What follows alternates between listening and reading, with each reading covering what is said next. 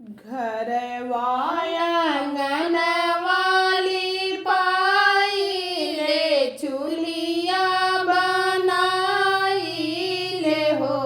हे छठी मैया खरना के खीरिया बनाई ले तोहा के बोलाई ले हो।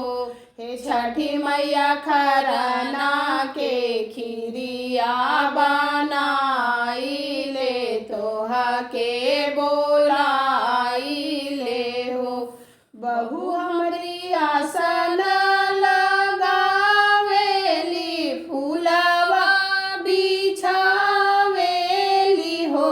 हे छठी मैया बेटी हमारी जलली हले ठार तरहिया निहारेली हो। छठी मैया बेटी हमारी जलली हले ठाढ़ तरहिया निहारेली। जब माई अबू हमारी अंगना धोइब तोहर चरनानु हो। हे छठी माई भोगावा लगाइब हम खीरिया जेइहा मैया जेवना जेइहा मैया जेवनानु हो।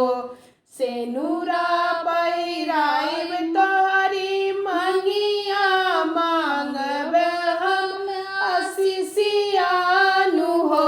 हे छठी मैया पूरन करिहा मनावा के आशा देई के दारा सनावानु हो।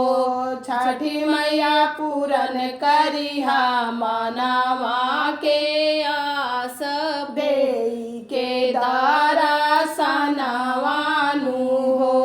बहु गोदिया दिहा मैया लालना दिया के दिहा घर बार हो।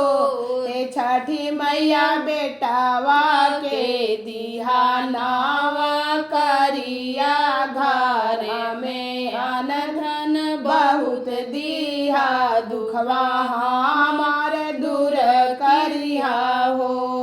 मैया बेटावा के दिहा नावा करिया घर में अनधन बहुत दिहा दुखवा हमार दूर करिहा हो।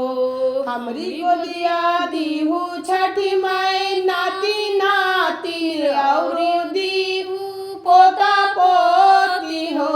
छठी मैया तोहारा के सिंगरवा चढ़ाइब ओढ़ाइब मैया पियर धोती ओढ़ाइब मैया पियर धोती।